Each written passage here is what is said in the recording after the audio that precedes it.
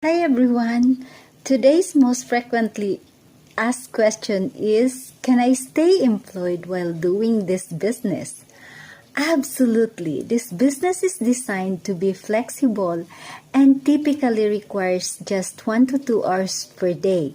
If you have more time to invest, that's entirely up to you. You can easily work on your business alongside your full-time job, family commitments, and personal goals. It's all about creating a schedule that works for you. Hi everyone!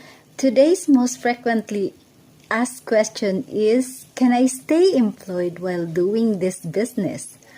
Absolutely! This business is designed to be flexible and typically requires just 1 to 2 hours per day.